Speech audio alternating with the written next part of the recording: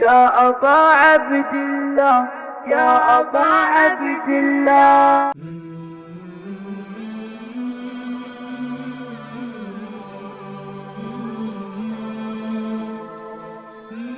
اعوذ باللہ السمیع العلیم من الشیطان اللعین الرجیم. بسم اللہ الرحمن الرحیم. الحمد للہ رب العالمین وبہ نستعین انہ خیر ناصر ومعین وصلی اللہ علی سید الانبیاء والمرسلین وعلی اہل بیتہ الطیبین الطاہرین. سب سے پہلے آپ حضرات کی خدمت میں سلام عرض کرتے ہیں اور امید کرتے ہیں کہ آپ حضرات خیریت سے ہوں گے.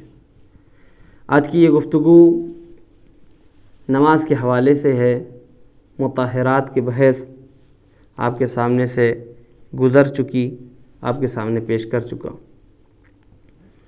کل کی گفتگو ہماری تیمم کے حوالے سے تھی اور یقیناً ابھی تک جو باتیں آپ کے سامنے پیش کی گئی ہیں ان میں کہیں نہ کہیں نقائص ہیں، کمیاں ہیں، کچھ مسائل ہیں جن کو میں نے چھوڑ دیا ہے، کچھ مسائل ہیں جو وقت کی تنگی کی وجہ سے چھوٹ گئے ہیں.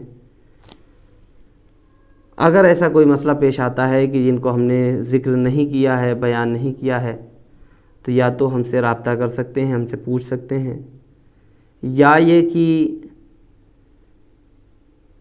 توضیح المسائل کے ذریعے سے یا گوگل سائٹ پہ جا کر عطا اللہ سستانی کے نزدیک جو بھی مسئلہ ہے استفتاء کر سکتے ہیں، پوچھ سکتے ہیں، دریافت کر سکتے ہیں. آج کی یہ گفتگو نماز کے حوالے سے رہے گی اور جیسا کہ آپ حضرات بہتر جانتے ہیں کہ نماز بڑی اہمیت کی حامل ہے. روایت میں وارد ہوا ہے کہ اگر یہ نماز قبول ہو جائے گی تو سارے اعمال قبول ہو جائیں گے، لیکن اگر یہی نماز رد کر دی گئی تو سارے اعمال رد کر دیے جائیں گے. اسی نماز کے سلسلے سے امام جعفر صادق علیہ السلام سے روایت منسوب ہے اور امام کا آخری وقت ہے، نزا کا عالم ہے. امام اپنے چاہنے والوں کو، اپنے گھر والوں کو، اپنے اعزاء کو بلاتے ہیں، قریب بلاتے ہیں اور بلانے کے بعد ایک مرتبہ ارشاد فرماتے ہیں لا تنالو شفاعتنا من استخفا بالصلاۃ. نماز کے حوالے سے مولا نے یہ جملہ جب فرمایا تو اس میں فرماتے ہیں کہ جو بھی نماز کو ہلکا سمجھتا ہے اس تک ہماری شفاعت نہیں پہنچ سکتی. اور یقین مانیے کسی میں اتنا دم نہیں ہے کہ وہ بغیر شفاعت آل محمد کے، محمد و آل محمد کے جنت تک پہنچ جائے، جنت کے اندر داخل ہو جائے. چونکہ ہم جیسے گنہگار انسان یقیناً کہیں نہ کہیں کسی نہ کسی مرحلے پر ایسی خطا کا شکار ہو جاتے ہیں کہ جو ہمیں جنت سے کوسوں دور کر دیتا ہے. اس سلسلے میں ہمارا ذاتی یہ عقیدہ ہے کہ ہم اپنے اعمال کے ذریعے سے جنت تک نہیں پہنچ سکتے جب تک ہمیں اہل بیت اپنے ہاتھوں سے اپنی شفاعت کے ذریعے سے جنت تک نہ پہنچا دیں. جو شخص بھی دیکھیے نماز کے حوالے سے 3 قسم بنتی ہے. ایک انسان وہ ہے کہ جو نماز پڑھتا ہے، روزے رکھتا ہے اور تمام امور دینی کو انجام دیتا ہے اور اس کو ہلکا بھی نہیں سمجھتا، سبک بھی نہیں سمجھتا. ایک قسم کا انسان جو فائزین میں سے ہے، کامیاب لوگوں میں سے ہے. لیکن دوسرا گروہ کی جو نماز کو ہلکا سمجھتا ہے، نماز کو سبک سمجھتا ہے، ایسا انسان قیامت میں شفاعت کا محتاج ہوگا. اہل بیت علیہ السلام اس کی شفاعت نہیں کریں گے، اس تک اہل بیت کی شفاعت نہیں پہنچے گی. تیسرا انسان وہ کہ جو نماز اور دیگر کاموں کو یہ کہتا ہے کہ یہ کیا ہے، ارے بس اللہ کی عبادت کے لیے سر سجدے میں رکھ دیا، ایک سجدہ کر لیا کافی ہے، شکر ادا کر لیا کافی ہے، نماز کیوں پڑھی جائے، روزہ کیوں رکھا جائے. یاد رکھیے اگر کوئی انسان کسی بھی جزء دین کو ہلکے میں لیتا ہے تب بھی اس کا نقصان ہے، اور اگر وہ انکار کر دیتا ہے کسی بھی جزء دین کا تو وہ کافر کی فہرست میں شمار کیا جاتا ہے. اور جس طریقے سے کافر کے ساتھ معاملے ہیں اس طریقے سے اس کے ساتھ بھی کیے جائیں گے. چونکہ مسئلہ صرف اور صرف جزء دین تک نہیں رہتا، بلکہ یہ مسئلہ اہل بیت علیہم السلام کی یا نبی علیہ السلام کی عصمت و طہارت کا مسئلہ ہوتا ہے، اور ان پر ڈائریکٹ کہا جائے یا انڈائریکٹ کہا جائے یہ تہمت لگائی جاتی ہے اور ان کے جھوٹے ہونے کی گواہی دی جاتی ہے۔ اس طریقے سے انسان کو پرہیز کرنا چاہیے اور اپنی زبان پر لگام دینا چاہیے، چونکہ یہ بہت اہم مسئلہ ہے۔ ایسا کبھی نہ کہے کہ کسی بھی جزء دین کو کہ یہ کیا ہے، کیوں ہے، اتنا پریشان ہو اس میں نہیں۔ آپ کے لیے اللہ نے جب واجب کر دیا ہے تو بس واجب ہے۔ پھر اگر آپ علت پوچھنا چاہتے ہیں تو ایک اس کا خاص طریقہ ہے علت پوچھنے کا، اس علت کو آپ پوچھیے، دریافت کیجیے، لیکن یہ کہہ کر اسے نہیں چھوڑ سکتے آپ کہ ہم اس کو نہیں مانتے ہیں، ہم نہیں کریں گے یہ کام۔ نہیں، آپ کو ماننا ہے، بھلے آپ نہیں کر سکتے، نہ کیجیے، آپ نہیں کرنا چاہتے ہیں نہ کیجیے، لیکن اس سے اس طریقے سے بیزاری نہ کیجیے کہ جیسے آپ اس کو قبول ہی نہ کر رہے ہوں۔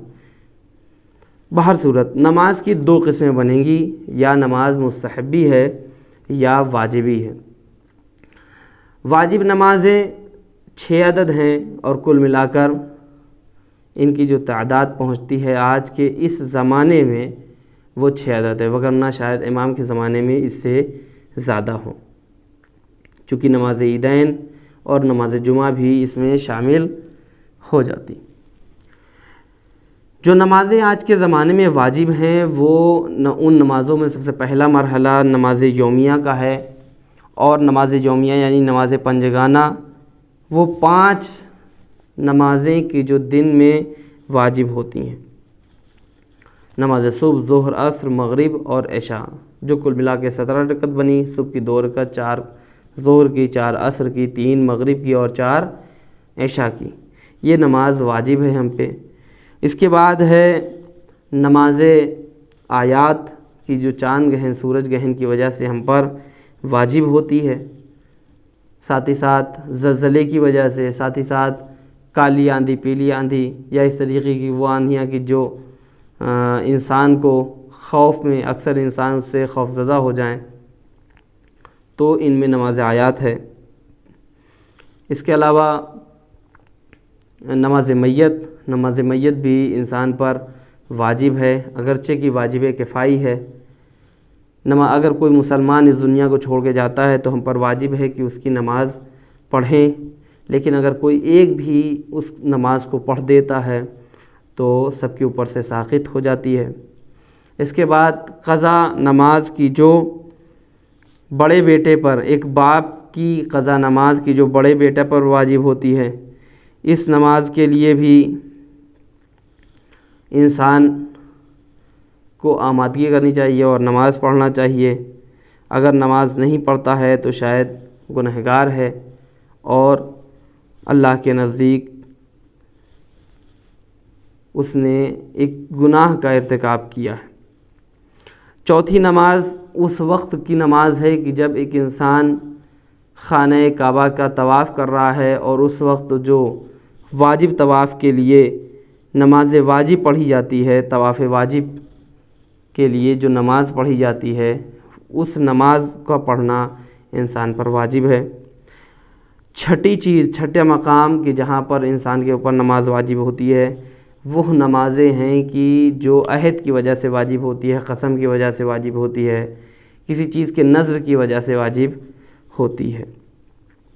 ان سب میں سب سے پہلا مرحلہ یومیہ کے حوالے سے ہے جو آپ کے سامنے بیان ہو چکا۔ اب دھیرے دھیرے ان چیزوں کی طرف ہم آگے بڑھ رہے ہیں کہ جو چیزیں نماز سے پہلے انجام دینا ضروری ہیں۔ کچھ چیزیں ہیں جن میں سے پہلی چیز ہے وقت کی رعایت۔ جب تک وقت نہیں آیا ہے آپ نماز نہیں پڑھ سکتے ہیں۔ انسان اس دنیا کو چھوڑ کے نہیں گیا ہے، اس پر نماز میت نہیں پڑھ سکتے ہیں۔ چاند گہن، سورج گہن نہیں ہوا ہے، کل ہونا ہے، آپ آج نماز نہیں پڑھ سکتے ہیں۔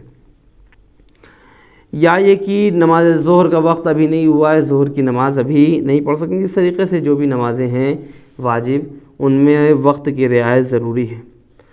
دوسری چیز یہ کہ قبلہ رخ ہو کے پڑھنا ہے، ایسا نہیں ہے آپ کسی بھی رخ میں نماز پڑھ لیں۔ تیسری چیز یہ کہ طہارت شرط ہے، غسل ہونا چاہیے اگر غسل واجب ہے، اگر وضو انسان کا فریضہ ہے تو وضو کرنا چاہیے، اگر غسل وضو کی جگہ تیمم کرنا ہے تو تیمم کرنا ضروری ہے۔ چوتھی جگہ بدن اور لباس پاک ہونا چاہیے، ایسا نہ ہو کہ بدن اور لباس پاک نہ ہو، لیکن کچھ شرطیں ہیں کہ کچھ جگہیں ہیں کہ جہاں پر بدن اگر نجس بھی ہے یا لباس نجس بھی ہے پھر بھی نماز ہو جائے گی، کچھ جگہیں ہیں کچھ خاص۔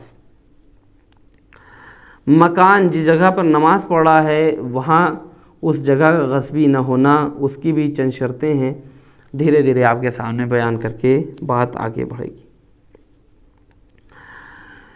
سب سے پہلے وقت کا مسئلہ ہے، تو میں تو سمجھتا ہوں کہ آج کے زمانے میں وقت کے جو مسائل ہیں وہ دھیرے دھیرے متروک مانے جائیں گے۔ کیوں؟ اس لیے کہ انسان کے پاس موبائل ہے، فوراً سرچ کر کے وہ نماز کے مسائل کو دریافت کر لیتا ہے، نماز کے وقت کو دریافت کر لیتا ہے۔ اس لیے ان مسائل کو آج آپ کے سامنے بیان نہیں کر رہا ہوں، اور ایک انسان کی جو نماز پڑھ رہا ہے اس کا بدن اور لباس اگر نجس ہے تو کچھ مقام پر اس نجس لباس اور اس نجس بدن سے کی حالت میں اگر انسان نماز پڑھتا ہے تو بعض مقام ایسے ہیں کہ جہاں پر اس کی نماز صحیح ہے۔ ان میں سے پہلی جگہ یہ ہے کہ اگر انسان کے بدن پر خون لگا ہو اور وہ خون اس انگوٹھے کے پہلے والے گھیرے کے برابر ہو اور اس پر ہاتھ رکھ دیا جائے، اس پر یہ انگوٹھا رکھ دیا جائے، چھپ جائے، تو ایسی صورت میں وہ نماز پڑھ سکتا ہے۔ اسی انگوٹھے کے برابر کے حصے کو یوں فقہ میں یوں کہا جاتا ہے کہ درہم بغلی کے برابر اگر ہے تو اس کی نماز صحیح ہے اور اس کے ساتھ نماز پڑھ سکتا ہے۔ البتہ کچھ شرطیں ہیں اس کے حوالے سے کہ اگر اس کے برابر ہے تو اس کی نماز ہوگی۔ ان میں پہلی شرط یہ ہے کہ احتیاط واجب کی بنا پر درہم ہاتھ کے انگوٹھے کی اوپری گرہ کے برابر حساب کرے، نہ زیادہ۔ درہم بڑا سا درہم نہ لے لے بلکہ اسی کے برابر۔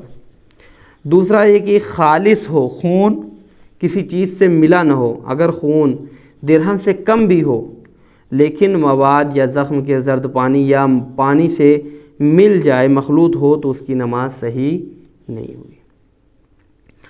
تیسری چیز یہ ہے کہ ایسا خون ہو کہ جو خون انسان کے بدن میں ہوتا ہے وہ والا جو چوٹ لگنے سے جو خون باہر آتا ہے، بعض خون ایسے ہیں جن کا ایک ایک قطرہ نجس ہے، ایک ایک قطرہ ایسا نجس ہے کہ جن میں نماز پڑھی نہیں جا سکتی، جیسے حیض کا خون، اس طریقے کے خون نہ ہو۔ تو یہ تین شرائط اگر رکھتا ہے تو اس صورت میں اس کی نماز صحیح ہے، وگرنہ نماز نہیں صحیح ہے۔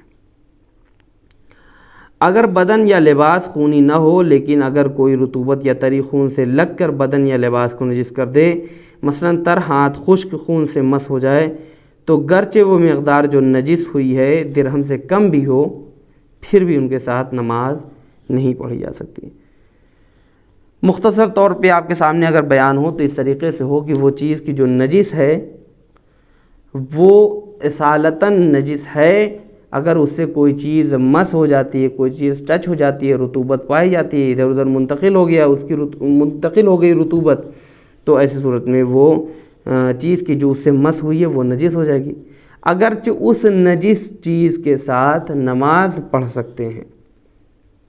یعنی ایک چیز ہے کہ جو نجس ہے اور اس میں نماز پڑھی جا سکتی ہے، لیکن اگر اس سے کوئی چیز ٹچ ہو گئی تو وہ چیز نجس کر دے گا۔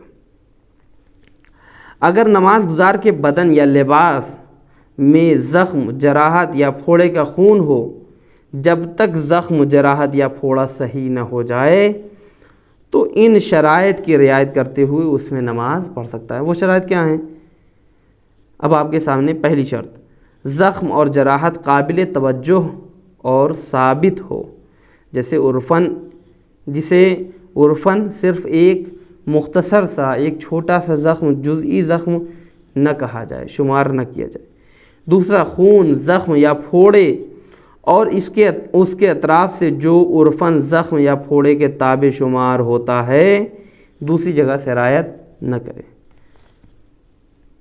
یہاں پر خون ہے، یہاں پر زخم ہے اور زخم اس بیچ میں ہے، یہاں سے خون نکل رہا ہے اور یہ خون یہاں پر لگ جائے تو ایسی صورت میں یہاں پر نجس ہو جائے گا۔ جب یہاں پہ خون آ گیا تو پھر ہم وہی درہم بغلی کو دیکھیں گے، اور اگر درہم بغلی سے زیادہ ہے تو ایسی صورت میں نجس ہے۔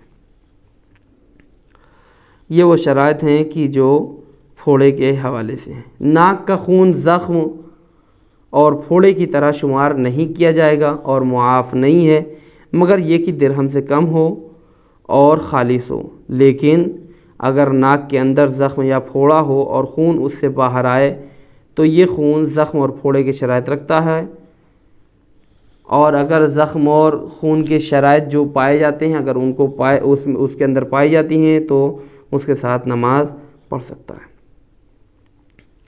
اگر نماز گزار کے چھوٹے لباس جیسے گول ٹوپی، موزہ، ایسی ٹوپی جس سے شرمگاہ کو چھپایا نہ جا سکتا ہو، نجس ہو جائیں تو اس کے ساتھ نماز صحیح ہے، مگر یہ کہ نجس مردار یا نجس العین حیوان سے بنا ہو جیسے کتا یا سور، تو اس صورت میں احتیاط واجب کی بنا پر اس کی نماز باطل ہو جائے گی۔ پس اگر انسان نجس انگوٹھی کے ساتھ جو اس کے ہاتھ میں ہے یا نجس سونے سے بنے ہوئے زیورات کے ساتھ نماز پڑھے تو اس کی نماز صحیح ہے، چونکہ لباس شمار نہیں ہوتے۔ قابل ذکر ہے کہ اگر کوئی شخص ان مقامات میں جہاں شرعی طور پر اس بات کی اجازت رکھتا ہو کہ نجس بدن یا لباس کے ساتھ نماز پڑھے، اگر اول وقت نماز پڑھ لے اور پھر وقت ختم ہونے سے پہلے اس کا عذر برطرف ہو جائے تو نماز کا دوبارہ پڑھنا ضروری نہیں ہے۔ نماز گزار کا لباس 7 شرطیں رکھتا ہے کہ ان میں سے 5 شرطیں مرد اور عورت دونوں کے درمیان مشترک ہیں، لیکن 2 شرطیں صرف اور صرف مردوں سے مخصوص ہیں۔ جو مشترک شرطیں ہیں ان میں پہلی شرط لباس یا جو چیز بھی پہنے ہے واجب مقدار میں بدن کو نماز میں چھپائے۔ ایک مرد کے لیے جتنا بدن چھپانا واجب ہے اس کو چھپا رہا ہو، یعنی شرمگاہ کا چھپانا انسان کے اوپر واجب ہے، مرد کے اوپر واجب ہے، تو ایک کپڑا کی جو شرمگاہ کو چھپا رہا ہو وہ کپڑا کافی ہے، اس سے نماز ہو جائے گی۔ ایک عورت کے لیے سر سے لے کے پیر تک سوائے یہ کہ جو چیزیں وضو میں دھلی جاتی ہیں ان چیزوں کو چھوڑ کر باقی تمام بدن کا چھپانا واجب ہے، اور اگر ان کو چھپا رہی ہے، ان کو یہ لباس پوشیدہ کر رہا ہے تو اس صورت میں نماز صحیح ہے۔ دوسری شرط یہ ہے کہ اس لباس کا پاک ہونا ضروری ہے، اگر وہ لباس پاک نہیں ہے، وہ کپڑا پاک نہیں ہے تو نماز صحیح نہیں ہے۔ تیسری شرط اس کا غصبی نہ ہونا، اس کا مباح ہونا ضروری ہے۔ اگر غصبی ہے وہ کپڑا وہ لباس تو ایسی صورت میں نماز نہیں ہوگی۔ مردار کے اجزاء سے نہ بنا ہو، ایک جانور کی جو مر گیا ہو، ذبح نہیں کیا گیا، مر گیا ہو اور اس کے اجزاء سے وہ کپڑا بنا ہو تو اس پر نماز نہیں ہوگی۔ حیوان درندہ یعنی جیسے شیر ہے، چیڑ پھاڑ کرنے والے حیوان، بلکہ ان کا جو ہے ان کے اجزاء سے جو بھی کپڑا بنتا ہے وہ بھی صحیح نہیں ہے، بلکہ احتیاط واجب کی بنا پر دوسرے حیوان حرام گوشت کے اجزاء سے بنا ہوا کپڑا وہ بھی نماز میں اگر پہنا جائے تو اس کی نماز شمار صحیح نہیں ہوگی۔